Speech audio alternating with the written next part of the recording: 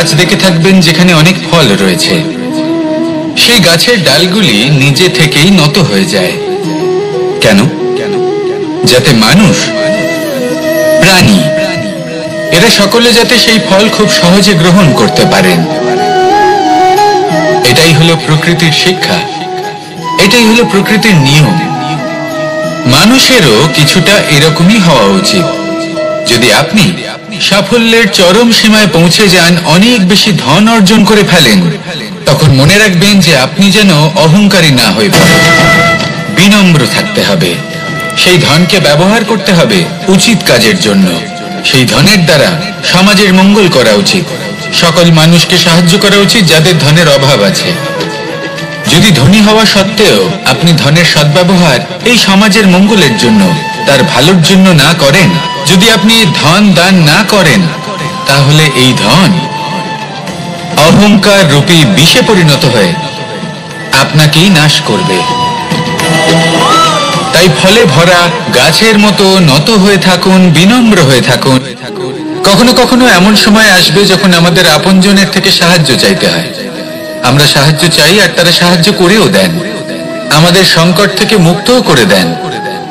কিন্তু যখন এই সময় বদলে যায়, যখন সুখের সময় আমাদের জীবনে আসে, তখন আমাদের মনে একটা অহংবোধ জেগে ওঠে। মনে হয় উপকার আবার কি, সেই ব্যক্তি সাহায্য করেছিলেন তাতে কি, উনি তো নিজের কর্তব্য পালন করছিলেন। সেই ব্যক্তি আমাদের ধন দিয়েছিলেন যখন প্রয়োজন ছিল, তো আমরা সেই ধন তো ফিরিয়ে দিয়েছি, উপকার কিসের? এই ভাবনা অনুচিত। যদি কোনো ব্যক্তি আপনাকে সাহায্য করে থাকে যখন কেউ করেনি, যখন আপনার সব থেকে বেশি প্রয়োজন ছিল, সেই সাহায্য অমূল্য, আর সেটা উপকারী বটে। যদি কেউ উপকার করেন, তাহলে বিনম্র চিত্তে ভালোবেসে আজীবন তার উপকারের প্রতি কৃতজ্ঞ থাকুন। কারণ সত্যি কথা বলতে এই সংসারে উপকার করার মতো ব্যক্তি খুব কম রয়েছেন, আর উপকারের কথা মনে রাখেন এমন কৃতজ্ঞ ব্যক্তি আরো কম। সেই জন্য জীবনে কৃতজ্ঞ থাকুন আর আমার সাথে ভালোবেসে বলুন, রাধা রাধা। এবার ধরুন আমাকে দ্বারকা থেকে হস্তিনাপুর যেতে হবে, আর পথে আমি প্রত্যেকটা এমন স্থানে দাঁড়াচ্ছি যেখানে আমার মন আপ্লুত করার মতো কোনো দৃশ্য দেখতে পাচ্ছি, বা কোনো ব্যক্তিকে দেখতে পাচ্ছি, বা কোনো প্রসঙ্গ দেখতে পাচ্ছি, বা কোনো নাটক দেখতে পাচ্ছি। তাহলে কি আমি কখনো হস্তিনাপুরে উচিত সময়ে পৌঁছতে পারবো? কখনোই নয়। মানুষকেও ঠিক এই কথাটাই মাথায় রাখতে হবে। মানুষ মনের মধ্যে একটা লক্ষ্য স্থির করেন, সেই পথে অগ্রসর হয়ে পড়েন। এবার সেই পথে এগোতে এগোতে অনেক মানুষজন, অনেক ঘটনা, অনেক সমস্যা চলে আসে, যার ফলে তার মন বিচলিত হয়ে পড়ে। যদি মন বিচলিত হয়ে যায়, তাহলে লক্ষ্যের প্রতি কিভাবে একাগ্রচিত্ত হবেন? সেই জন্য অত্যন্ত আবশ্যক যে আপনি সময়ের সদ্ব্যবহার করুন সেই পথে চলার জন্য। সেই পথে সামনে এগোতে থাকুন, চোখ থাকবে শুধু লক্ষ্যের দিকে। যখনই আপনি বুঝবেন যে আপনি লক্ষ্যভ্রষ্ট হচ্ছেন, আবার সেই পথে নিজেকে টেনে আনুন। ঠিক এইভাবেই এগোতে থাকুন, সাফল্যের শিখরে গিয়ে পৌঁছুন, আর সেখানে গিয়ে আনন্দের সাথে উচ্চ স্বরে বলুন, রাধা রাধা। এগুলো হলো নিম পাতা। যদি এগুলো চেখে দেখেন, তাহলে মুখ বিকৃত হবে। এগুলো কি তেতো খেতে, হে নারায়ণ! এর থেকে বেশি তিক্ত সংসারে আর কিছুই হতে পারে না।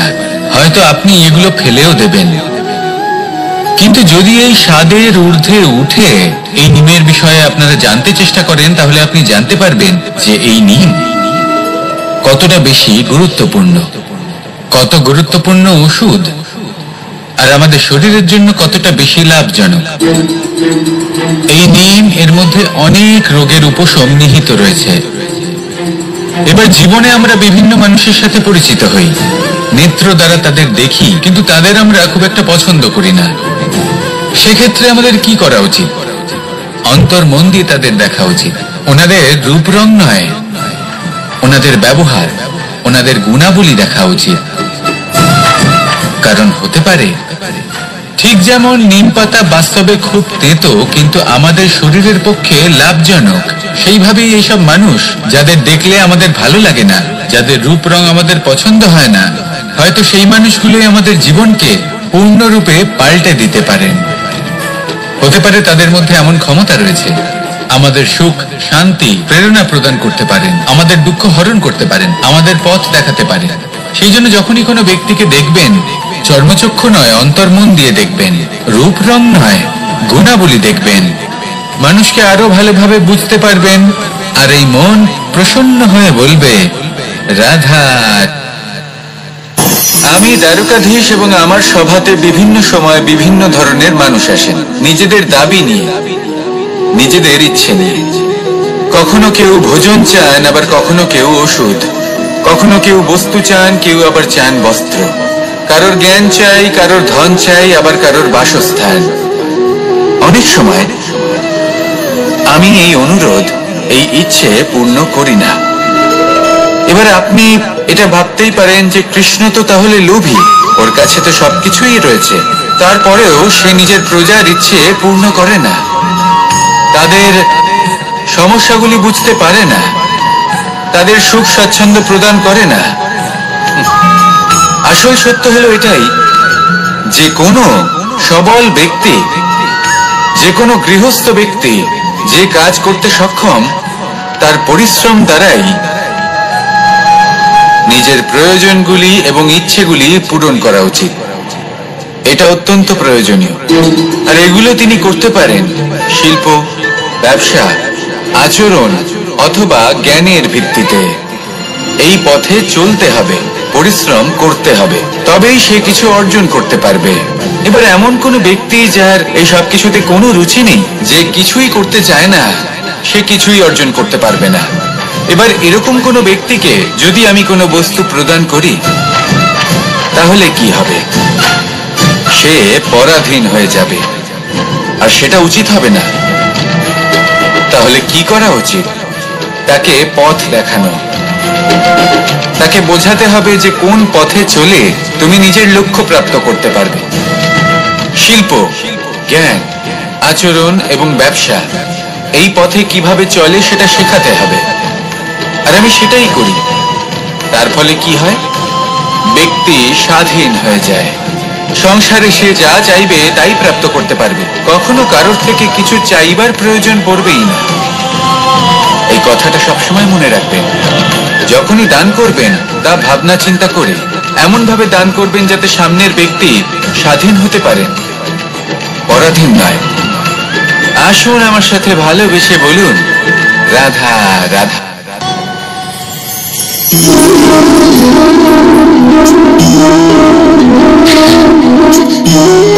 ঘুমের মধ্যে আমরা বিভিন্ন ধরনের স্বপ্ন দেখি, কিছু সুখের, কিছু দুঃখের, কিছু অত্যন্ত ভয়ানক। কিন্তু সত্যি কথা বলতে এর উপর আমাদের কোনো নিয়ন্ত্রণ নেই। কিন্তু আমি এমনও কিছু ব্যক্তিকে দেখেছি যারা খোলা চোখে স্বপ্ন দেখেন এবং তা যাপন করেন। নিজেদের একটা আলাদা স্বপ্নের নগরী আছে ওনাদের, সেখানেই জীবন যাপন করেন। আসল বাস্তবটা কি তাতে ওনাদের কিছুই যায় আসে না। এমন কিছু মানুষ আছেন যাদের কাছে বিন্দুমাত্র জ্ঞান নেই। সে না হয় ঠিক আছে, কিন্তু জ্ঞান এমন ভাবে প্রদান করবেন যে মনে হবে সংসারের সমস্ত জ্ঞান তাদের কাছেই রয়েছে। এমন কিছু মানুষ আছেন যারা ভালোবাসতে জানেন না, আর তাও আমি মেনে নিলাম। কিন্তু কথা এমন ভাবে বলবেন তাতে মনে হবে যেন প্রেমের বিষয়ে সবকিছু শুধুমাত্র ইনিই জানেন। এবার আমি এমন কথা অবশ্যই বলছি না যে আপনি এরকম করেন, কিন্তু যদি কোনো ব্যক্তি এরকম করেন, তাহলে তার এটা মাথায় রাখা উচিত যে সেই ব্যক্তি অন্য কারোর সাথে নয়, নিজের সাথে অনুচিত করছেন। কারণ এমন কাজ করে উনি নিজের দোষ, নিজের অপগুণ সংসারের কাছে নয়, নিজের কাছে লুকোচ্ছেন। আপনি যদি নিজেকে বুঝতে না পারেন, সম্পূর্ণরূপে নিজেকে আকলন না করেন, নিজের অপগুণ, নিজের দোষ পূর্ণরূপে না বুঝতে পারেন, তাহলে এটা কি করে বুঝবেন যে নিজেকে কিভাবে শুধরে নিতে হবে? আপনাকে নিজের সত্য স্বীকার করতেই হবে, তারপরেই আপনি নিজেকে পরিবর্তন করতে পারবেন। তাহলে স্বপ্নে নয়, বাস্তবে বাঁচুন। বিগত দিনের কিছু কথা মনে পড়ে গেল। এক অদ্ভুত ঘটনা যা অমূল্য শিক্ষা দিয়ে যেতে পারে। বিষয় হলো যক্ষের সাথে যুধিষ্ঠিরের কথোপকথন। একবার যক্ষ যুধিষ্ঠিরকে জিজ্ঞেস করলেন, ওনাকে বললেন যে আমার কিছু প্রশ্নের উত্তর যদি আপনি দিতে পারেন তাহলে আমি আপনার বাকি ভ্রাতাগণকে আবার জীবিত করে তুলব। সেগুলোর মধ্যে খুব গুরুত্বপূর্ণ আর কঠিন একটা প্রশ্ন ছিল, এই সংসারে সব থেকে শ্রেষ্ঠ আশ্চর্য কোনটি? এই প্রশ্ন আমি আপনাকে জিজ্ঞেস করছি। এবার কেউ বলবেন স্বর্ণ দ্বারা নির্মিত লঙ্কা, এটি হলো সংসারের সব থেকে বড় আশ্চর্য। কেউ বলবেন বরফে ঢাকা সেই পর্বত যা আকাশ স্পর্শ করে। কেউ বলবেন সেই সমুদ্র যার গভীরতা মাপা অসম্ভব ব্যাপার। কেউ বলবেন সেই বায়ু যা আমরা দেখতে পাই না কিন্তু তা আমাদের জীবন দান করে। সংসারের সব থেকে বড় আশ্চর্য কি, সেই প্রশ্নের উত্তর যুধিষ্ঠির দিয়েছিলেন, আর তা ছিল শ্রেষ্ঠ উত্তর এবং উচিত। উনি বলেছিলেন যে সংসারে প্রতিদিন কোনো ব্যক্তি জন্ম লাভ করেন আর কোনো ব্যক্তি মৃত্যুও লাভ করেন। এবার এই কথাটা সবাই জানেন, সবাই বোঝেন যে যখন জন্মেছি তখন কোনো একদিন আমিও অবশ্যই মৃত্যু লাভ করব। এবার যখন এই কথা প্রত্যেকটা মানুষ জানেন, তখন কেন প্রত্যেক মানুষ এই চিন্তায় থাকেন, এই নিয়ে কষ্ট পান, এই নিয়ে ব্যাকুল হয়ে থাকেন যে উনি একদিন মৃত্যু লাভ করবেন, তার থেকে দূরে পালাতে চেষ্টা করেন। বলেন যে আমি মৃত্যু লাভ করতে চাই না। কেন? যেখানে কোনো না কোনো দিন এটা অবশ্যই হবে। এ হলো ব্রহ্ম সত্য। এই যে ব্যাকুলতা, এই ভয়, এই যন্ত্রণা, এই চিন্তা তার মনকে বাঁচতেই দেয় না, এই জীবন অনুভবই করতে দেয় না। সেই জন্য এই চিন্তা, ব্যাকুলতা, ভয় এসবের কি লাভ? কোনো লাভ নেই। সেই জন্য যতক্ষণ জীবনযাপন করছেন প্রত্যেক মুহূর্ত যেন শ্রেষ্ঠ হয়, আনন্দময় হয়, প্রেমের দ্বারা পরিপূর্ণ হয়, সেই চেষ্টা করুন। চেষ্টা করুন যাতে আপনি যে কাজ করছেন তার দ্বারা যেন অন্যের মঙ্গল হয়। এই প্রচেষ্টাই আপনার জীবনকে প্রসন্নতা আর প্রেম দ্বারা ভরিয়ে তুলবে। এই মন সুপ্রসন্ন হয়ে বলবে রাধা রাধা। এবার যদি আপনাকে জিজ্ঞেস করা হয় যে সব থেকে বেশি শক্তির অনুভব কোথা থেকে করা সম্ভব, তখন কেউ কেউ বলবেন পুষ্টিকর আহার গ্রহণ করলে, ব্যায়াম করলে। কেউ বলবেন ধন লাভ করলে, বন্ধুদের থেকে, পরিবারের থেকে, আদি ইত্যাদি। এইভাবে আপনি শক্তির অনুভব অবশ্যই করতে পারেন, কিন্তু সব থেকে বেশি শক্তির অনুভব যদি আপনি করতে চান তাহলে তা পাবেন শুধু একতার দ্বারা, সংগঠনের দ্বারা। যদি আপনাকে উদাহরণ দিই, নিজের এই হাতটাকে দেখুন, 5টা আঙুল রয়েছে। কোনো একটা বস্তুকে নিজের একটা আঙুল দ্বারা তুলে ধরার চেষ্টা করে দেখুন, বড়ই কষ্ট হবে। তখন আপনি বুঝতে পারবেন যখন এই 5টি আঙুল একত্রিত হয় তখন কোনো কাজ কতটা সহজ হতে পারে। এটাই হলো শক্তি, একতার। সব থেকে ভালো উদাহরণ যদি আপনাকে দিই তাহলে বাঁশি। এই বাঁশি থেকে অত্যন্ত মধুর সুর নির্গত হয় যা সবার মন প্রসন্ন করে দেয়। এই কথা সত্যি, কিন্তু এই বাঁশি আমি একটা বা দুটো আঙুল দিয়ে বাজাতে পারবো না। আমাকে প্রত্যেকটা আঙুল ব্যবহার করতেই হবে, তবেই এর থেকে মধুর সুর নির্গত হবে যা সকলকে প্রসন্ন করবে।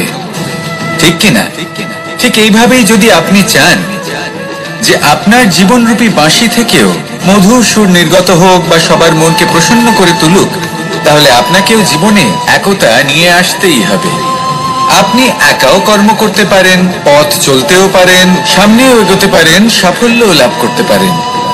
কিন্তু যখন সকলে একসাথে এগোবেন, সেই পথে চলবেন, সেই কর্মই করবেন, তখন লক্ষ্যে অবশ্যই পৌঁছবেন, সাফল্য অবশ্যই লাভ করবেন। কিন্তু সেই সাফল্য এবং তার আনন্দর সংমিশ্রণটাই একটু অন্যরকম হবে। তাই জীবনে ঐক্যবদ্ধ হন, একসাথে মিলে এগোতে থাকুন, আর আমার সাথে ভালোবেসে বলুন রাধা রাধা। 2 ধরনের আবেগ রয়েছে যার কোনো মূল্য নেই। আমার কথার অর্থ এটা নয় যে এদের কোনো গুরুত্ব নেই, গুরুত্ব যথেষ্টই রয়েছে, শুধু এদের জন্য আপনাকে কোনো মূল্য দিতে হয় না। প্রথম আবেগ হলো আনন্দ, প্রসন্নতা। এটা আপনি যে কোনো জায়গায় খুঁজে পেতে পারেন যদি আপনি খুঁজে পেতে চান। আপনি কোনো পুষ্পের সৌন্দর্য দেখে প্রসন্ন হতে পারেন। বায়ুর কারণে যখন একটি বৃক্ষ শিহরিত হয় সেটা দেখে আপনি প্রসন্ন হতে পারেন। একটা ছোট্ট শিশুর কলরব শুনেও আপনি প্রসন্ন হতে পারেন। একটা ক্রন্দনরত বালককে হাসিয়ে আপনি প্রসন্ন হতে পারেন। সবকিছু আপনার উপর নির্ভরশীল। সেখানে আরেকটি আবেগ হলো দুশ্চিন্তা। মানুষ বড়ই দুশ্চিন্তা করতে থাকে। আজ আমি এই কাজ করেছি, সেই বিষয়ে চিন্তা। আজ আমি এই কাজ করতে পারিনি, সেই বিষয়ে চিন্তা। কাল আমাকে এই কাজ করতে হবে, সেই নিয়ে চিন্তা। আমি কি সেই কাজটা করতে পারবো, সেই বিষয়ে দুশ্চিন্তা। চিন্তা সর্বত্র রয়েছে, যার জন্য মূল্য দিতে হয় না। যত চান আপনি একত্রিত করতে পারেন। একটা গুরুত্বপূর্ণ কথা মনে রাখবেন, প্রসন্নতা জীবনের একটা নতুন সূত্রপাত। সেখানে দুশ্চিন্তা হলো জীবনের চিতার সমান। এবার এই দুটি আবেগ হলো মূল্যহীন, দুটোই আপনার সামনে আছে। কোনটা চয়ন করবেন আপনি, দুশ্চিন্তা নাকি প্রসন্নতা? সিদ্ধান্ত। আপনি অবশ্যই কোনো গাছ দেখে থাকবেন যেখানে অনেক ফল রয়েছে। সেই গাছের ডালগুলি নিজে থেকেই নত হয়ে যায়। কেন? যাতে মানুষ, প্রাণী, এরা সকলে যাতে সেই ফল খুব সহজে গ্রহণ করতে পারেন। এটাই হলো প্রকৃতির শিক্ষা, এটাই হলো প্রকৃতির নিয়ম। মানুষেরও কিছুটা এরকমই হওয়া উচিত। যদি আপনি সাফল্যের চরম সীমায় পৌঁছে যান, অনেক বেশি ধন অর্জন করে ফেলেন, তখন মনে রাখবেন যে আপনি যেন অহংকারী না হয়ে পড়েন। বিনম্র থাকতে হবে। সেই ধনকে ব্যবহার করতে হবে উচিত কাজের জন্য। সেই ধনের দ্বারা সমাজের মঙ্গল করা উচিত। সকল মানুষকে সাহায্য করা উচিত যাদের ধনের অভাব আছে। যদি ধনী হওয়া সত্ত্বেও আপনি ধনের সদ্ব্যবহার এই সমাজের মঙ্গলের জন্য, তার ভালোর জন্য না করেন, যদি আপনি ধন দান না করেন, তাহলে এই ধন অহংকার রূপী বিষে পরিণত হয়ে আপনাকেই নাশ করবে। তাই ফলে ভরা গাছের মতো নত হয়ে থাকুন, বিনম্র হয়ে থাকুন। কখনো কখনো এমন সময় আসবে যখন আমাদের আপনজনের থেকে সাহায্য চাইতে হয়। আমরা সাহায্য চাই আর তারা সাহায্য করেও দেন, আমাদের সংকট থেকে মুক্তও করে দেন। কিন্তু যখন এই সময় বদলে যায়, যখন সুখের সময় আমাদের জীবনে আসে, তখন আমাদের মনে একটা অহংবোধ জেগে ওঠে। মনে হয় উপকার আবার কি, সেই ব্যক্তি সাহায্য করেছিলেন তাতে কি, উনি তো নিজের কর্তব্য পালন করছিলেন। সেই ব্যক্তি আমাদের ধন দিয়েছিলেন যখন প্রয়োজন ছিল, তো আমরা সেই ধন তো ফিরিয়ে দিয়েছি, উপকার কিসের? এই ভাবনা অনুচিত। যদি কোনো ব্যক্তি আপনাকে সাহায্য করে থাকে যখন কেউ করেনি, যখন আপনার সব থেকে বেশি প্রয়োজন ছিল, সেই সাহায্য অমূল্য, আর সেটা উপকারী বটে। যদি কেউ উপকার করেন, তাহলে বিনম্র চিত্তে ভালোবেসে আজীবন তার উপকারের প্রতি কৃতজ্ঞ থাকুন। কারণ সত্যি কথা বলতে এই সংসারে উপকার করার মতো ব্যক্তি খুব কম রয়েছেন, আর উপকারীর কথা মনে রাখেন এমন কৃতজ্ঞ ব্যক্তি আরো কম। সেই জন্য জীবনে কৃতজ্ঞ থাকুন আর আমার সাথে ভালোবেসে বলুন, রাধা রাধা। এবার ধরুন আমাকে দ্বারকা থেকে হস্তিনাপুর যেতে হবে, আর পথে আমি প্রত্যেকটা এমন স্থানে দাঁড়াচ্ছি যেখানে আমার মন আপ্লুত করার মতো কোনো দৃশ্য দেখতে পাচ্ছি, বা কোনো ব্যক্তিকে দেখতে পাচ্ছি, বা কোনো প্রসঙ্গ দেখতে পাচ্ছি, বা কোনো নাটক দেখতে পাচ্ছি। তাহলে কি আমি কখনো হস্তিনাপুরে উচিত সময়ে পৌঁছতে পারবো? কখনোই নয়। মানুষকেও ঠিক এই কথাটাই মাথায় রাখতে হবে। মানুষ মনের মধ্যে একটা লক্ষ্য স্থির করেন, সেই পথে অগ্রসর হয়ে পড়েন। এবার সেই পথে এগোতে এগোতে অনেক মানুষজন, অনেক ঘটনা, অনেক সমস্যা চলে আসে, যার ফলে তার মন বিচলিত হয়ে পড়ে। যদি মন বিচলিত হয়ে যায়, তাহলে লক্ষ্যের প্রতি কিভাবে একাগ্রচিত্ত হবেন? সেই জন্য অত্যন্ত আবশ্যক যে আপনি সময়ের সদ্ব্যবহার করুন সেই পথে চলার জন্য। সেই পথে সামনে এগোতে থাকুন, চোখ থাকবে শুধু লক্ষ্যের দিকে। যখনই আপনি বুঝবেন যে আপনি লক্ষ্যভ্রষ্ট হচ্ছেন, আবার সেই পথে নিজেকে টেনে আনুন। ঠিক এইভাবেই এগোতে থাকুন, সাফল্যের শিখরে গিয়ে পৌঁছুন, আর সেখানে গিয়ে আনন্দের সাথে উচ্চ স্বরে বলুন, রাধা রাধা। এগুলো হলো নিম পাতা। যদি এগুলো চেখে দেখেন তাহলে মুখ বিকৃত হবে। এগুলো কি তেতো খেতে, হে নারায়ণ! এর থেকে বেশি তিক্ত সংসারে আর কিছুই হতে পারে না। হয়তো আপনি এগুলো ফেলেও দেবেন। কিন্তু যদি এই স্বাদের ঊর্ধ্বে উঠে এই নিমের বিষয়ে আপনারা জানতে চেষ্টা করেন, তাহলে আপনি জানতে পারবেন যে এই নিম কতটা বেশি গুরুত্বপূর্ণ, কত গুরুত্বপূর্ণ ওষুধ, আর আমাদের শরীরের জন্য কতটা বেশি লাভজনক। এই নিম, এর মধ্যে অনেক রোগের উপশম নিহিত রয়েছে। এবার জীবনে আমরা বিভিন্ন মানুষের সাথে পরিচিত হই, নেত্র দ্বারা তাদের দেখি, কিন্তু তাদের আমরা খুব একটা পছন্দ করি না। সেক্ষেত্রে আমাদের কি করা উচিত? অন্তর মন দিয়ে তাদের দেখা উচিত। ওনাদের রূপ রং নয়, ওনাদের ব্যবহার, ওনাদের গুণাবলী দেখা উচিত। কারণ হতে পারে ঠিক যেমন নিম পাতা বাস্তবে খুব তেতো কিন্তু আমাদের শরীরের পক্ষে লাভজনক, সেইভাবেই এইসব মানুষ যাদের দেখলে আমাদের ভালো লাগে না, যাদের রূপ রং আমাদের পছন্দ হয় না, হয়তো সেই মানুষগুলোই আমাদের জীবনকে পূর্ণরূপে পাল্টে দিতে পারেন। হতে পারে তাদের মধ্যে এমন ক্ষমতা রয়েছে, আমাদের সুখ, শান্তি, প্রেরণা প্রদান করতে পারেন, আমাদের দুঃখ হরণ করতে পারেন, আমাদের পথ দেখাতে পারেন। সেই জন্য যখনই কোনো ব্যক্তিকে দেখবেন, চর্মচক্ষু নয় অন্তর্মন দিয়ে দেখবেন, রূপ রং নয় গুণাবলী দেখবেন। মানুষকে আরো ভালোভাবে বুঝতে পারবেন, আর এই মন প্রসন্ন হয়ে বলবে রাধা। আমি দ্বারকাধীশ এবং আমার সভাতে বিভিন্ন সময় বিভিন্ন ধরনের মানুষ আসেন, নিজেদের দাবি নিয়ে, নিজেদের ইচ্ছে নিয়ে। কখনো কেউ ভোজন চান, আবার কখনো কেউ ওষুধ, কখনো কেউ বস্তু চান, কেউ আবার চান বস্ত্র। কারোর জ্ঞান চাই, কারোর ধন চাই, আবার কারোর বাসস্থান।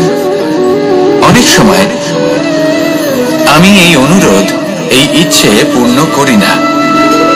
এবার আপনি এটা ভাবতেই পারেন যে কৃষ্ণ তো তাহলে লোভী, ওর কাছে তো সবকিছুই রয়েছে, তারপরেও সে নিজের প্রজার ইচ্ছে পূর্ণ করে না, তাদের সমস্যাগুলি বুঝতে পারে না, তাদের সুখ স্বাচ্ছন্দ্য প্রদান করে না।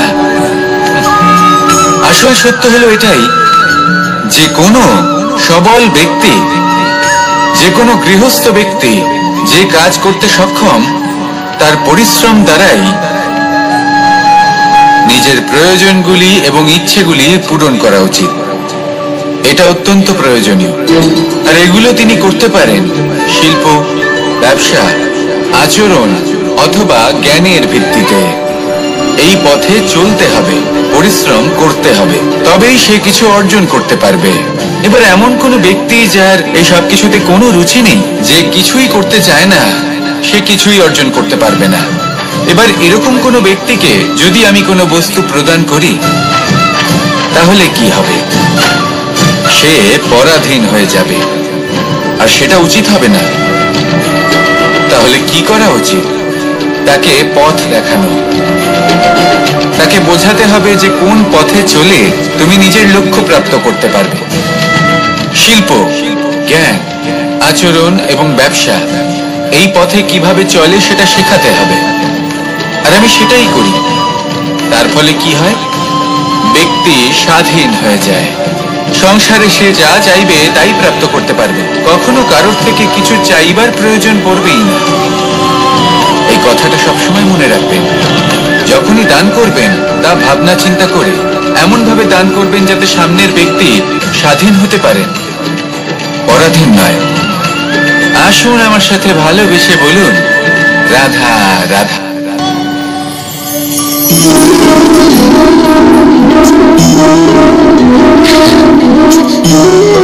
ঘুমের মধ্যে আমরা বিভিন্ন ধরনের স্বপ্ন দেখি, কিছু সুখের, কিছু দুঃখের, কিছু অত্যন্ত ভয়ানক।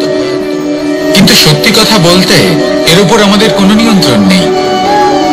কিন্তু আমি এমনও কিছু ব্যক্তিকে দেখেছি যারা খোলা চোখে স্বপ্ন দেখেন এবং তা যাপন করেন। নিজেদের একটা আলাদা স্বপ্ন নগরী আছে ওনাদের, সেখানেই জীবন যাপন করেন। আসল বাস্তবটা কি তাতে ওনাদের কিছুই যায় আসে না। এমন কিছু মানুষ আছেন যাদের কাছে বিন্দুমাত্র জ্ঞান নেই। সে না হয় ঠিক আছে, কিন্তু জ্ঞান এমন ভাবে প্রদান করবেন যে মনে হবে সংসারের সমস্ত জ্ঞান তাদের কাছেই রয়েছে। এমন কিছু মানুষ আছেন যারা ভালোবাসতে জানেন না, আর তাও আমি মেনে নিলাম। কিন্তু কথা এমন ভাবে বলবেন তাতে মনে হবে যেন প্রেমের বিষয়ে সবকিছু শুধুমাত্র ইনিই জানেন। এবার আমি এমন কথা অবশ্যই বলছি না যে আপনি এরকম করেন, কিন্তু যদি কোনো ব্যক্তি এরকম করেন তাহলে তার এটা মাথায় রাখা উচিত যে সেই ব্যক্তি অন্য কারোর সাথে নয়, নিজের সাথে অনুচিত করছেন। কারণ এমন কাজ করে উনি নিজের দোষ, নিজের অপগুণ সংসারের কাছে নয়, নিজের কাছে লুকোচ্ছেন। আপনি যদি নিজেকে বুঝতে না পারেন, সম্পূর্ণরূপে নিজেকে আকলন না করেন, নিজের অপগুণ, নিজের দোষ পূর্ণরূপে না বুঝতে পারেন, তাহলে এটা কি করে বুঝবেন যে নিজেকে কিভাবে শুধরে নিতে হবে? আপনাকে নিজের সত্য স্বীকার করতেই হবে, তারপরেই আপনি নিজেকে পরিবর্তন করতে পারবেন। তাহলে স্বপ্নে নয়, বাস্তবে বাঁচুন। বিগত দিনের কিছু কথা মনে পড়ে গেল, এক অদ্ভুত ঘটনা যা অমূল্য শিক্ষা দিয়ে যেতে পারে। বিষয় হলো যক্ষের সাথে যুধিষ্ঠিরের কথোপকথন। একবার যক্ষ যুধিষ্ঠিরকে জিজ্ঞেস করলেন, ওনাকে বললেন যে আমার কিছু প্রশ্নের উত্তর যদি আপনি দিতে পারেন তাহলে আমি আপনার বাকি ভ্রাতাগণকে আবার জীবিত করে তুলব। সেগুলোর মধ্যে খুব গুরুত্বপূর্ণ আর কঠিন একটা প্রশ্ন ছিল, এই সংসারে সব থেকে শ্রেষ্ঠ আশ্চর্য কোনটি? এই প্রশ্ন আমি আপনাকে জিজ্ঞেস করছি। এবার কেউ বলবেন স্বর্ণ দ্বারা নির্মিত লঙ্কা, এটি হলো সংসারের সব থেকে বড় আশ্চর্য। কেউ বলবেন বরফে ঢাকা সেই পর্বত যা আকাশ স্পর্শ করে। কেউ বলবেন সেই সমুদ্র যার গভীরতা মাপা অসম্ভব ব্যাপার। কেউ বলবেন সেই বায়ু যা আমরা দেখতে পাই না, কিন্তু তা আমাদের জীবন দান করে। সংসারের সব থেকে বড় আশ্চর্য কি, সেই প্রশ্নের উত্তর যুধিষ্ঠির দিয়েছিলেন, আর তা ছিল শ্রেষ্ঠ উত্তর এবং উচিত। উনি বলেছিলেন যে সংসারে প্রতিদিন কোনো ব্যক্তি জন্ম লাভ করেন আর কোনো ব্যক্তি মৃত্যু লাভ করেন। এবার এই কথাটা সবাই জানেন, সবাই বোঝেন যে যখন জন্মেছি তখন কোনো একদিন আমিও অবশ্যই মৃত্যু লাভ করব। এবার যখন এই কথা প্রত্যেকটা মানুষ জানেন, তখন কেন প্রত্যেক মানুষ এই চিন্তায় থাকেন, এই নিয়ে কষ্ট পান, এই নিয়ে ব্যাকুল হয়ে থাকেন যে উনি একদিন মৃত্যু লাভ করবেন, তার থেকে দূরে পালাতে চেষ্টা করেন? বলেন যে আমি মৃত্যু লাভ করতে চাই না। কেন? যেখানে কোনো না কোনো দিন এটা অবশ্যই হবে। এ হলো ব্রহ্ম সত্য। এই যে ব্যাকুলতা, এই ভয়, এই যন্ত্রণা, এই চিন্তা তার মনকে বাঁচতেই দেয় না, এই জীবন অনুভবই করতে দেয় না। সেই জন্য এই চিন্তা, ব্যাকুলতা, ভয় এসবের কি লাভ? কোনো লাভ নেই। সেই জন্য যতক্ষণ জীবনযাপন করছেন প্রত্যেক মুহূর্ত যেন শ্রেষ্ঠ হয়, আনন্দময় হয়, প্রেমের দ্বারা পরিপূর্ণ হয়, সেই চেষ্টা করুন। চেষ্টা করুন যাতে আপনি যে কাজ করছেন তার দ্বারা যেন অন্যের মঙ্গল হয়। এই প্রচেষ্টাই আপনার জীবনকে প্রসন্নতা আর প্রেম দ্বারা ভরিয়ে তুলবে। এই মন সুপ্রসন্ন হয়ে বলবে রাধা রাধা। এবার যদি আপনাকে জিজ্ঞেস করা হয় যে সব থেকে বেশি শক্তির অনুভব কোথা থেকে করা সম্ভব, তখন কেউ কেউ বলবেন পুষ্টিকর আহার গ্রহণ করলে, ব্যায়াম করলে। কেউ বলবেন ধন লাভ করলে, বন্ধুদের থেকে, পরিবারের থেকে, আদি ইত্যাদি। এইভাবে আপনি শক্তির অনুভব অবশ্যই করতে পারেন, কিন্তু সব থেকে বেশি শক্তির অনুভব যদি আপনি করতে চান তাহলে তা পাবেন শুধু একতার দ্বারা, সংগঠনের দ্বারা। যদি আপনাকে উদাহরণ দিই, নিজের এই হাতটাকে দেখুন, 5টা আঙুল রয়েছে। কোনো একটা বস্তুকে নিজের একটা আঙুল দ্বারা তুলে ধরার চেষ্টা করে দেখুন, বড়ই কষ্ট হবে। তখন আপনি বুঝতে পারবেন যখন এই 5টি আঙুল একত্রিত হয় তখন কোনো কাজ কতটা সহজ হতে পারে। এটাই হলো শক্তি, একতার। সব থেকে ভালো উদাহরণ যদি আপনাকে দিই তাহলে বাঁশি। এই বাঁশি থেকে অত্যন্ত মধুর সুর নির্গত হয় যা সবার মন প্রসন্ন করে দেয়। এই কথা সত্যি।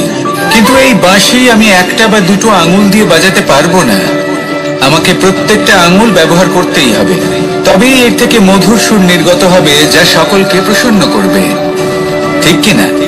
ঠিক এইভাবেই যদি আপনি চান যে আপনার জীবনরূপী বাঁশি থেকেও মধুর সুর নির্গত হোক বা সবার মনকে প্রসন্ন করে তুলুক, তাহলে আপনাকেও জীবনে একতা নিয়ে আসতেই হবে।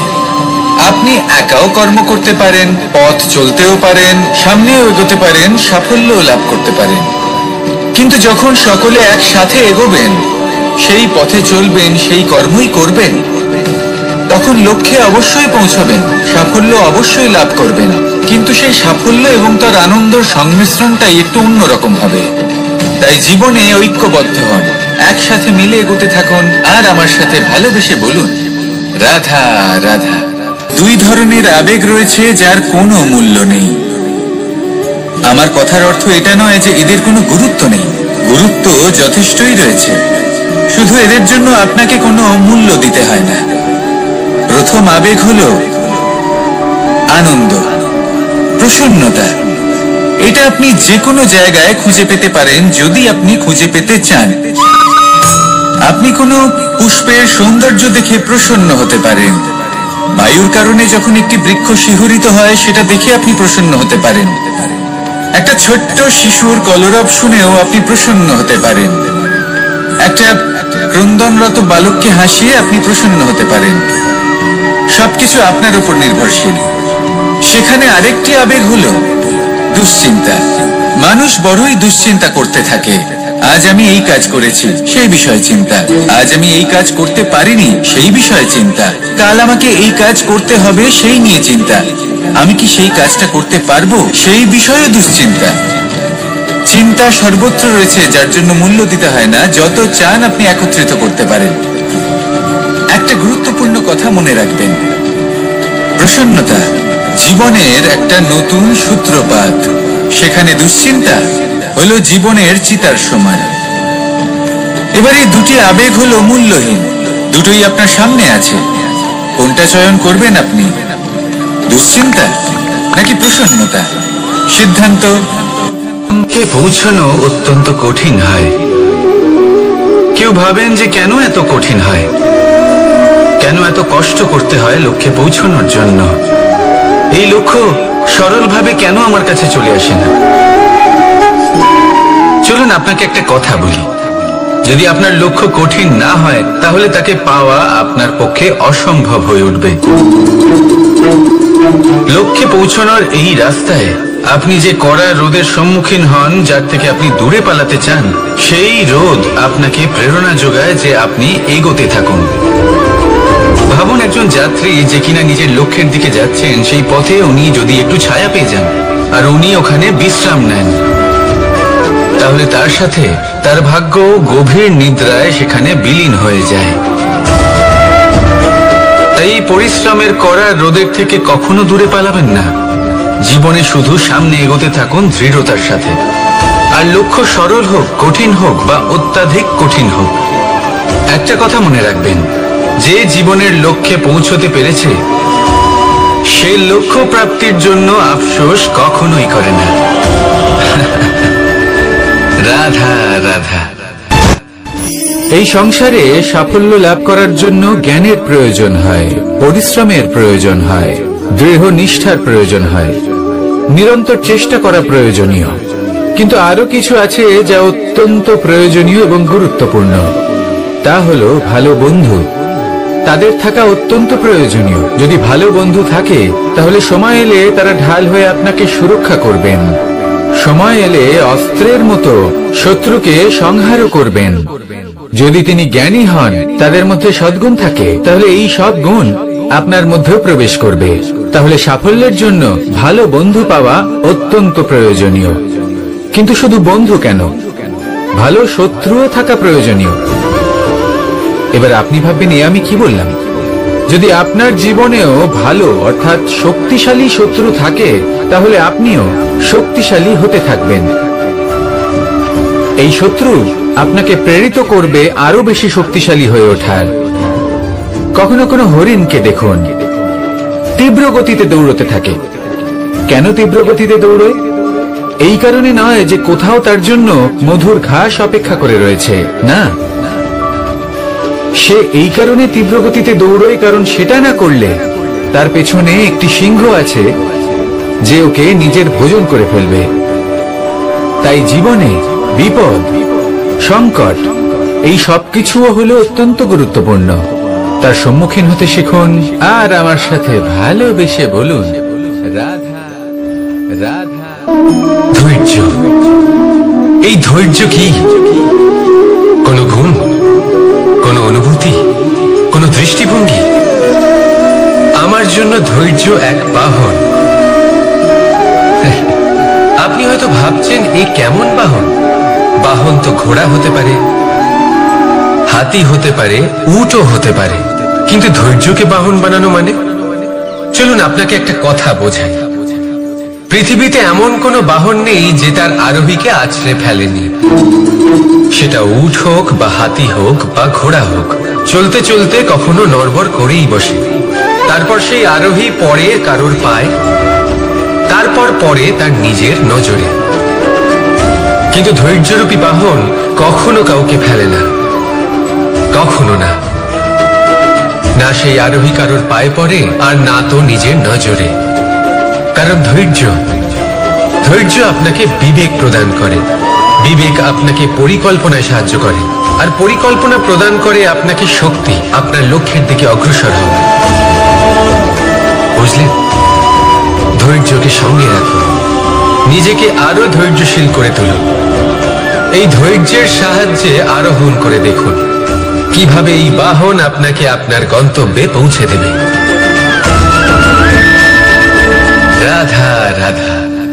সংসারে এমন একটা ভ্রান্ত ধারণা রয়েছে যে সবকিছু ভাগ্যের দ্বারা পাওয়া যায়, কিন্তু ভাগ্য, প্রারব্ধ এ তো সকলের জন্যই সমান হয়। এটা তো ব্যক্তির উপরে নির্ভরশীল হয়, তার আকাঙ্ক্ষার উপরে নির্ভরশীল হয়, বাসনার উপরে নির্ভরশীল হয়, স্বভাবের উপরে নির্ভরশীল হয় যে উনি সেটা নিয়ে কি করেন। দেখুন, এই প্রসাদ কিন্তু সকলকেই দেওয়া হয়, কিন্তু তা গ্রহণ করবেন কিভাবে সেটা ব্যক্তির উপরে নির্ভর করে। আপনাকে এক উদাহরণ দিই। যেমন ধরুন, দুজন মানুষকে আমি একটা করে মাটির ডেলা দিলাম, সেটা নিয়ে তারা কি করবেন? একজন মানুষ তার ছোট ছোট ডেলা বানাবেন আর পথযাত্রীদের ওপরে ছুঁড়ে মারবেন, হাসি ঠাট্টা করবেন, তাদের বস্ত্র নোংরা করে দেবেন, সেটাতেই উনি আনন্দ পাবেন। অন্যদিকে দ্বিতীয় ব্যক্তি সেই মাটির ডেলা দিয়েই নিজের জন্য একটা কুঁড়ে ঘর বানাবেন। সেই কুঁড়ে ঘর যা রোদেতে, বৃষ্টিতে, ঝড়ে তাকে সুরক্ষিত রাখবে। অনুভূতি, এই অনুভূতি বদলাতে শিখুন। এই অনুভূতি অত্যন্ত গুরুত্বপূর্ণ। ভালোবাসাতেও এই অনুভূতি হলো অত্যন্ত গুরুত্বপূর্ণ। ভালোবাসা সে বন্ধুর সাথে হোক, মা বাবার সাথে হোক, ভাই বোনের সাথে হোক, স্ত্রীর সাথে হোক, যে কারোর সাথে হোক। মনে রাখবেন, এই হলো সেই অনুভূতি যা আপনার ভাগ্য নির্ধারণ করে থাকে। তাহলে আসুন আমার সাথে প্রেমের অনুভূতি নিয়ে বলুন, রাধা রাধা। লক্ষ্য, পথ আর সাফল্য, এই তিনটেই একে অপরের সাথে জড়িত, কিন্তু অনেকবার মানুষ এদের ঠিকভাবে বুঝতে পারেন না। তারা ভাবেন যে যেরকম লক্ষ্য হবে সেরকমই পথ হবে, সেই মতোই লক্ষ্য কঠিন হলে পথ কঠিন হবে, লক্ষ্য সরল হলে পথও সরল হবে। যদি আপনাকে আসল সত্যের সাথে অবগত করাই, তাহলে দেখবেন সবকিছুই এর উল্টো। লক্ষ্য নিজের পথ বানায় না, পথ সেটাই যেটা আপনি স্বয়ং নির্বাচন করে আপনি নিজে বানান। সেই অনুসারেই আপনি আপনার লক্ষ্যে পৌঁছতে পারবেন। সেই জন্য জীবনে যখনই লক্ষ্যে পৌঁছানোর পথের বিষয়ে আপনি কোনো সিদ্ধান্ত নেবেন, তাহলে তা ভেবে চিন্তে নেবেন, কারণ এই পথ অত্যন্ত গুরুত্বপূর্ণ। পথ যদি শুভ হয়, তাহলে লক্ষ্য আপনা থেকেই শুভ হয়ে যায়। তাহলে আসুন আমার সাথে ভালোবেসে বলুন, রাধা রাধা। ভাগ্য আর কর্ম, এই দুই এমন শব্দ যাকে ঘিরে সমগ্র সংসার। কেউ বলে আমার ভাগ্যে এটা ছিল না, যা পেলে আমার জীবন অন্যরকম হতো। কেউ বলে আমার গত জন্মের কর্ম নিশ্চয়ই এমন ছিল, যে কারণে এই জন্মে এরকম ভাগ্য পেয়েছি আমি। এই সব বাদ দিন আর একবার শান্ত চিত্তে ভাবুন। আপনি বুঝতে পারবেন যে ভাগ্য আর কর্ম এই দুই এই জন্মের তফাৎ শুধুমাত্র এটাই যে যদি ভাগ্যের কথা বলা হয় তাহলে আপনি এই ভাগ্যের থেকে যত বেশি আশা করবেন তত বেশি নিরাশ হবেন আপনি। কারণ এই আশা আপনাকে কর্ম করা থেকে আটকায়। যদি কথা বলা হয় কর্মের, তাহলে নিজের কর্মের প্রতি যত বিশ্বাস রাখবেন তত বেশি সফলতা আপনার কাছে আসবে। তাই একটা কথা মনে রাখবেন, ভাগ্য আপনার কর্ম নির্ধারণ করে না, কিন্তু আপনার কর্ম আপনার ভাগ্যকে অবশ্যই নির্ধারণ করে। রাধা রাধা।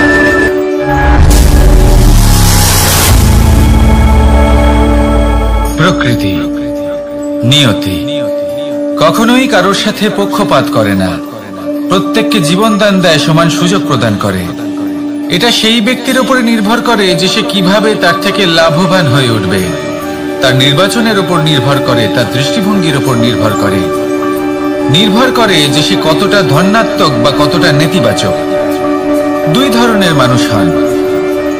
এমন কিছু মানুষ হন যারা প্রত্যেক পরিস্থিতি, প্রত্যেক সমস্যা এবং বিপদে সুযোগ খুঁজে বের করেন।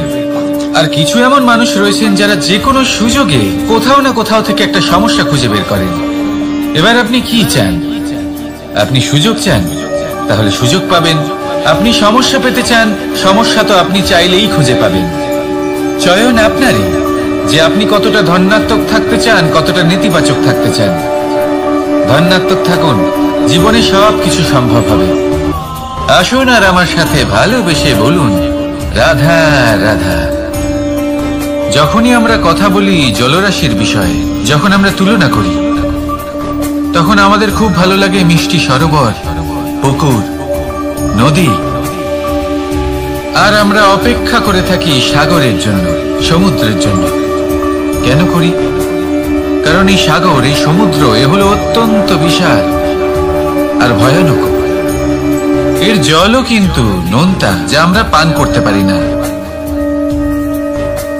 কখনো ভেবে দেখেছেন এই সমুদ্রের অন্তরে এই নোনতা জল, এই নোনতা ভাব, এটা আসে কোত্থেকে? এই যে সমুদ্র, যে প্রবাহমান নদীর থেকে যে খনিজ নির্গত হয়, তার ভান্ডার হলো এটা। সেই খনিজকে নিজের অন্তরে গ্রহণ করে, সেই নোনতা ভাব নিজের মধ্যে সমাহিত করে, আর তারপর সেই নোনতা জল বাষ্পে পরিণত হয়ে ওপরে উঠে যায়, যা মেঘ হয়ে আপনার ওপর মিষ্টি বৃষ্টি হয়ে ঝরে পড়ে। এ হলো সমুদ্রের ত্যাগ, যার জন্য আপনি মিষ্টি জল পান করতে পারছেন, সে নদী থেকেই হোক বা সরোবর থেকে। সেই জন্যই হয়তো সাগর হলো এত মহান, হয়তো সেই জন্যই রত্ন সাগরে পাওয়া যায়। তাই মনে রাখবেন, ক্ষমতা তারই হয় যে ত্যাগ করতে জানে, কোনো বিষকে নিজের মধ্যে ধারণ করে নিতে জানে। তাহলে আপনিও এটাই করুন, এতটাই শক্তিশালী হয়ে উঠুন, আর আমার সাথে ভালোবেসে বলুন রাধা রাধা। রাজ্য, শাসন, সাম্রাজ্য, সংস্থাপনা, এগুলিকে সফল কখন বলা যেতে পারে? কোনো বুদ্ধিজীবী বলেন তখন যখন চারিদিকে শান্তি থাকে, কারোর মনে কোনো প্রশ্ন থাকবে না, শঙ্কা থাকবে না। কিন্তু আমার মনে হয় এটা অনুচিত। কোন রাজ্যের পক্ষে বা কোন শাসনকালে সব থেকে বড় সংকট তখন আসে যখন সব থেকে বেশি যোগ্য ব্যক্তি বা সব থেকে বেশি বিদ্বান ব্যক্তিও শুধু মুখদর্শক হয়ে বসে থাকেন। মনে প্রশ্ন আসতে থাকে কিন্তু জিজ্ঞেস করেন না, শঙ্কা উৎপন্ন হয় কিন্তু ব্যক্ত করতে পারেন না। এটা খুবই অনুচিত। এই যে প্রশ্ন, তা আসা খুব ভালো। এই প্রশ্ন অকারণে আসে না, কোনো সমস্যার কারণেই আসে। এই প্রশ্নের দ্বারা আপনি সেই সমস্যাগুলি দেখতে পাবেন যাতে আপনি এতদিন অনভিজ্ঞ ছিলেন। আর যত প্রশ্নের নিবারণ আপনি করবেন, ততই আপনার রাজ্য, আপনার শাসন আরো শ্রেষ্ঠ হয়ে উঠবে। এই প্রশ্ন, এই শঙ্কা, এগুলো আপনাকে সমাধানের চূড়াতে অবশ্যই নিয়ে যাবে। সেই জন্য না প্রশ্ন করা অনুচিত আর না শঙ্কা ব্যক্ত করা অনুচিত। আর না তিনি মূর্খ যিনি প্রশ্ন করেন, শঙ্কা ব্যক্ত করেন। তাই এনাদের কখনো দূরে করে দেবেন না, এনাদের নিজস্ব মতামত রাখতে দিন। যখন সবাই মিলে একমত হবেন তখন নিশ্চিত রূপে বলা যায় যে এই রাজ্য, এই শাসন, এই সংস্থাপনা সাফল্যের শিখরে রয়েছে। তাহলে আসুন আর আমার সাথে ভালোবেসে বলুন, রাধা রাধা। কোনো প্রাণী, মানুষ অত্যন্ত চঞ্চল হয়, একদম জলের মতো। জলও অত্যন্ত চঞ্চল, অত্যন্ত উৎসুক। জল সবসময় উৎসুক হয়ে থাকে আকাশের কাছে যাবার জন্য। সেই জন্য সে নিজেকে জ্বালায়, বাষ্প হয়, আর আকাশে পৌঁছে মেঘে সমাহিত হয়ে যায়। তারপর সেই জল উৎসাহিত হয়ে থাকে যে ও কবে বৃষ্টির ধারা হয়ে মাটিতে ঝরে পড়বে। প্রখর বায়ুর বেগ সহ্য করে। আপনি কি কখনো কোনো জলের ধারা দেখেছেন? তার সামনে যতই মাটি থাকুক না কেন, যতই কাদা থাকুক না কেন, যখন এই জলের ধারা বইতে আরম্ভ করে দেয় তখন এই কাদাকে নিজেই ধুয়ে নিয়ে যায়। ওই কাদাকে ধুয়ে দেয় এবং নিজের পথ নিজেই তৈরি করে নেয়। তাহলে আপনিও এরকম জলের মতো হয়ে উঠুন। যদি হয়ে উঠতে পারেন তাহলে নিজের মনে, নিজের ভাবনার, নিজের জীবনের যত অনাবশ্যক তত্ত্ব আছে, অনুপযোগী অংশ রয়েছে, অর্থাৎ অপরিষ্কার অংশ রয়েছে, তা নিজে থেকেই নির্মল হয়ে উঠবে। আর যেরকম জলের ধারা কখনো থেমে থাকে না, সব সময় বয়ে চলে, সেইভাবে আপনিও কখনোই থামবেন না। সবসময় বয়ে চলুন, এগোতে থাকুন। পথে যদি অনেক বিপদ আসে, সমস্যা আসে, থামবেন না, তার উপর নিরন্তর প্রহার করুন, নিরন্তর প্রয়াস করুন আর অগ্রসর হন। আপনি ভেবে দেখুন, এই জলের ধারা কখনো থেমে থাকে না, সবসময় বয়ে চলে, বিপদের সম্মুখীন হয়ে তাকে সাথে বয়ে নিয়ে চলে। সেই জন্য জলের ধারা, প্রবাহমান এই ধারা, এর থেকে কখনো দুর্গন্ধ আসে না, এতে কখনো ময়লা জমতে পারে না, বরং পালিত হয় সুন্দর প্রাণবন্ত জীবজন্তু, যেমন সুন্দর ছোট মাছ। তাই আপনিও এটাই করুন, কখনো থামবেন না, শুধু চলতে থাকুন, জলের ধারার মতো বইতে থাকুন। আপনি আপনার লক্ষ্য অবশ্যই খুঁজে পাবেন, আর তার সাথে নিজের অন্তরের যে মালিন্য রয়েছে তা আপনি নিজেই নিজের থেকে দূরে করে দেবেন। তাহলে আসুন আর আমার সাথে ভালোবেসে বলুন, রাধা রাধা। সময়, জীবন, কাল। দেখতে গেলে এই তিনটি শব্দ একটি শব্দেরই সমার্থক শব্দ মনে হয়, কিন্তু এই শব্দগুলির অর্থ কি সমান? কখনোই নয়।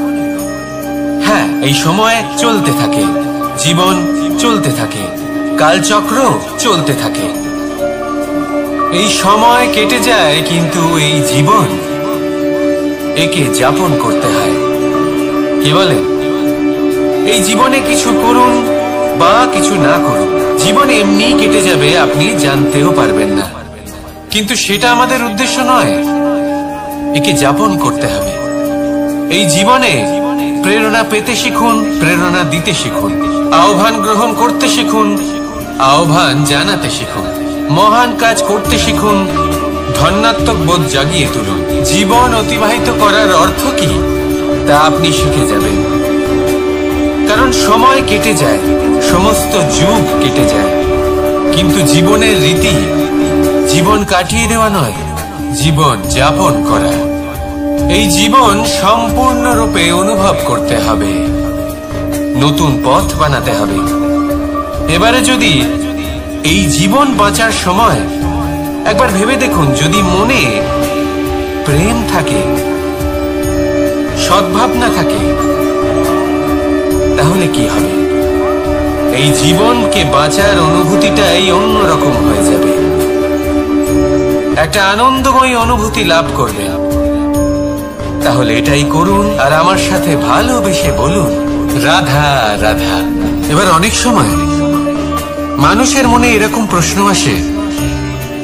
আসে যে এই সংসারে সব থেকে বড় বিপদ কি?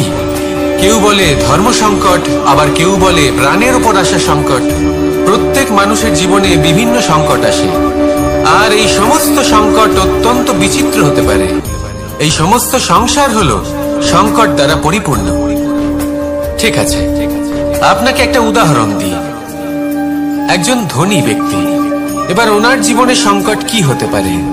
সংকট এটাই যে কেউ তার সম্পত্তি চুরি না করে নেয়, আমরা বুঝতে পারছি। এবার একজন চোর, তার জীবনে সংকট কি হতে পারে? যে চুরি করার সময় সে যদি তার একটা কাশি চাপতে না পারে, তাহলে সে ধরা পড়ে যেতে পারে, ঠিক কিনা? আবার অনেক সময় এমনও হয় যে যার জন্য আমি সংকট, সেও আমার কাছে সংকট। যেমন এই পরিস্থিতিতে দেখুন, সংকট হলো সংকট, এ তো জীবনে থাকবে, কিন্তু এর সম্মুখীন কিভাবে হওয়া যায়? বিপদ আপদ আপনাকে সন্ত্রস্ত করে রাখতে পারে, কিন্তু এই বিপদ প্রত্যেকের জীবনে কোনো না কোনো কারণে থাকে। এটা আপনাকে দেখায় যে আপনার মধ্যে কি খামতি রয়েছে, কেন রয়েছে। এই বিপদ হলো সেই মাধ্যম যার দ্বারা আপনি নিজের দুর্বলতাকে নিজের শক্তিতে পরিবর্তন করতে পারেন। একটা ফুলের দিকে তাকান। একটা ফুল, তার বুকে যখন একটা সূচ বিঁধে এপার ওপার হয়ে যায়, শুধু তখনই আমাদের প্রভুর জন্য ফুলের মালা তৈরি করা যায়। সেই জন্য কখনোই বিপদকে ভয় পাবেন না, তার থেকে দূরে পালাবেন না, একে স্বাগত জানান। বোঝার চেষ্টা করুন এই বিপদ কেন আছে। যদি বিপদকে বুঝতে পারেন তবেই জীবনকে বুঝতে পারবেন। যদি জীবনকে বুঝতে পারেন তবে এই বিপদকে সম্পদে পরিণত করতে পারবেন। আসুন আর আমার সাথে ভালোবেসে বলুন, রাধা রাধা। কখনো কখনো মনে এই ভাবনা আসতেই পারে যে ঈশ্বর আজ পর্যন্ত এত রূপে অবতীর্ণ হয়েছেন, এতবার এই পৃথিবীতে এসেছেন, তারপরেও এই সংসারে কোথাও না কোথাও এই পাপ বসবাস করে। এটার কারণ কি? এটার কারণ আমরা স্বয়ংই। যখন কোনো ব্যক্তি এই পৃথিবীর পথপ্রদর্শন করে, এই সংসারকে উচিত দিশা দেখায়, এই সংসারের মঙ্গল করে, আমরা সেই ব্যক্তিকে মানুষ থেকে ঈশ্বর বানিয়ে ফেলি। সেই ব্যক্তির পতন স্বয়ং আমাদের হাতেই হয়ে যায়, কারণ সেই ব্যক্তি তার শ্বাস প্রশ্বাসের জন্য হয় না। সেই ব্যক্তি হলো সেই ভাবনা যা সে এই সংসারকে প্রদান করেছে। আমরা সেই ব্যক্তির ভাবনাটারই অন্ত করে দিই। এটা উচিত নয়। আমরা ওনাকে প্রভু মেনে নিই। প্রভু মানার পর আমরা ওনার কাছে প্রার্থনা করি, হে প্রভু আমাদের সাহায্য করুন। যদি উনি প্রভুও হন, তাও উনি পৃথিবীতে এসেছেন মনুষ্য রূপে। যা কর্ম করেছেন, যা শক্তি প্রাপ্ত করেছেন, এই দেহ থেকেই প্রাপ্ত করেছেন। আপনাদের এটা বোঝানোর জন্য যে এই কাজ আপনিও করতে পারেন। যারা সৎ আত্মা থাকেন, তাদের জন্য সর্বশ্রেষ্ঠ শ্রদ্ধাঞ্জলি হলো এটাই যে আপনি তাদের পদচিহ্ন অনুসরণ করে চলুন। না ওনাদের স্মরণে থাকুন, না পুষ্পের মালা ওনাদের চরণে রাখুন, বরং তাদের ভাবনাকে অনুসরণ করে সেই ভাবনা নিয়ে এগিয়ে চলুন। এটা না শুধু আপনার জন্য, বরং সমগ্র সংসারের জন্য লাভদায়ক। তাহলে এটাই করুন আর আমার সাথে ভালোবেসে বলুন, রাধা রাধা। যখন কঠোর রোদে আমাদের শরীর উত্তপ্ত হয়ে যায়, আমরা গরম অনুভব করি, তখনই যদি বর্ষা হয় আর বৃষ্টির জলের ফোঁটা আমাদের শরীরে এসে পড়ে, তখন কেমন অনুভূতি হয়? বর্ষার এই জলের ফোঁটা যখন ধরিত্রীতে পড়ে, তখন যে নাদ উৎপন্ন হয়, মনে হয় যেন এক সঙ্গীত। এমন এক সঙ্গীত যা স্থিরতার সাথে আমাদের বুঝিয়ে দেয় যে এই সূর্যের উত্তাপ, এই রোদ, তা চিরকালের জন্য থাকবে না। সূর্যের কিরণের যতই তেজ থাকুক, যখন বর্ষা আসবে এই রোদের কিরণকে শীতল করবে। সূর্যের তেজ যতই বেশি হোক না কেন, কখনো না কখনো কালো মেঘ আসবে আর সূর্যকে ঢেকে দেবে। অর্থাৎ এই প্রকৃতি আমাদের শিক্ষা দেয় যে কারোর প্রকাশ, যে কারোর মেধা চিরকাল টিকে থাকে না। এবার যদি কথা বলি অন্ধকারের বিষয়ে, তবে রাত্রির কালো অন্ধকারকে একটা জোনাকির আলো পরাজিত করে। অর্থাৎ অন্ধকারও চিরকালের জন্য বজায় থাকে না। এটা কি আমরা বুঝলাম? তবে আপনাদের দুটো সহজ প্রশ্ন করব। জীবনে যখন কিছুই আপনাদের সাথে চিরকাল থাকবে না, তাহলে অহংকার কি নিয়ে? আর জীবনে যদি প্রত্যেক দুঃখ, বিপদ, সমস্যা একটা সময় পর আপনাকে ছেড়ে চলে যায়, তাহলে পরাজয় মানবেন কেন? এই দুশ্চিন্তা ত্যাগ করুন, এই অহংকার ত্যাগ করুন, আসক্তি ত্যাগ করুন। আপনি কি কখনো কোনো জলের ধারা দেখেছেন? তার সামনে যতই মাটি থাকুক না কেন, যতই কাদা থাকুক না কেন, যখন এই জলের ধারা বইতে আরম্ভ করে দেয়, তখন এই কাদাকে নিজেই ধুয়ে নিয়ে যায়। ওই কাদাকে ধুয়ে দেয় এবং নিজের পথ নিজেই তৈরি করে নেয়। তাহলে আপনিও এরকম জলের মতো হয়ে উঠুন। যদি হয়ে উঠতে পারেন, তাহলে নিজের মনে, নিজের ভাবনার, নিজের জীবনের যত অনাবশ্যক তত্ত্ব আছে, অনুপযোগী অংশ রয়েছে, অর্থাৎ অপরিষ্কার অংশ রয়েছে, তা নিজে থেকেই নির্মল হয়ে উঠবে। আর যেরকম জলের ধারা কখনো থেমে থাকে না, সব সময় বয়ে চলে, সেইভাবে আপনিও কখনোই থামবেন না। সবসময় বয়ে চলুন, এগোতে থাকুন। পথে যদি অনেক বিপদ আসে, সমস্যা আসে, থামবেন না। তার উপর নিরন্তর প্রহার করুন, নিরন্তর প্রয়াস করুন আর অগ্রসর হন। আপনি ভেবে দেখুন, এই জলের ধারা কখনো থেমে থাকে না, সবসময় বয়ে চলে। বিপদের সম্মুখীন হয়ে তাকে সাথে বয়ে নিয়ে চলে। সেই জন্য জলের ধারা, প্রবাহমান এই ধারা, এর থেকে কখনো দুর্গন্ধ আসে না, এতে কখনো ময়লা জমতে পারে না, বরং পালিত হয় সুন্দর প্রাণবন্ত জীবজন্তু, যেমন সুন্দর ছোট মাছ। তাই আপনিও এটাই করুন, কখনো থামবেন না, শুধু চলতে থাকুন, জলের ধারার মতো বইতে থাকুন। আপনি আপনার লক্ষ্য অবশ্যই খুঁজে পাবেন, আর তার সাথে নিজের অন্তরের যে মালিন্য রয়েছে, তা আপনি নিজেই নিজের থেকে দূরে করে দেবেন। তাহলে আসুন আর আমার সাথে ভালোবেসে বলুন, রাধা রাধা। সময়, জীবন, কাল। দেখতে গেলে এই তিনটি শব্দ একটি শব্দেরই সমার্থক শব্দ মনে হয়, কিন্তু এই শব্দগুলির অর্থ কি সমান? কখনোই নয়। হ্যাঁ, এই সময় চলতে থাকে, জীবন চলতে থাকে, কালচক্র চলতে থাকে। এই সময় কেটে যায়, কিন্তু এই জীবন, একে যাপন করতে হয়। কি বলেন?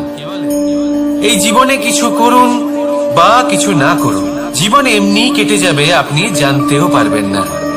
কিন্তু সেটা আমাদের উদ্দেশ্য নয়, একে যাপন করতে হবে।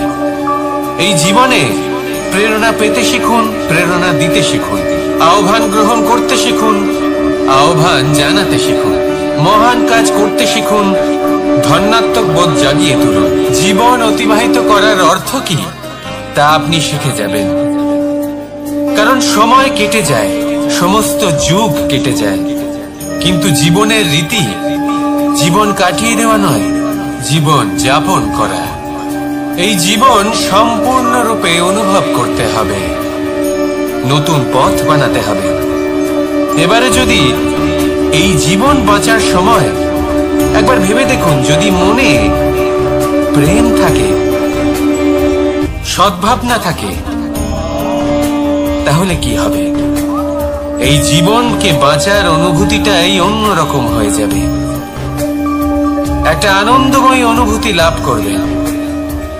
তাহলে এটাই করুন আর আমার সাথে ভালোবেসে বলুন, রাধা রাধা। এবার অনেক সময় মানুষের মনে এরকম প্রশ্ন আসে যে এই সংসারে সব থেকে বড় বিপদ কি? কেউ বলে ধর্ম সংকট, আবার কেউ বলে প্রাণের উপর আসা সংকট। প্রত্যেক মানুষের জীবনে বিভিন্ন সংকট আসে, আর এই সমস্ত সংকট অত্যন্ত বিচিত্র হতে পারে। এই সমস্ত সংসার হলো সংকট দ্বারা পরিপূর্ণ। ঠিক আছে,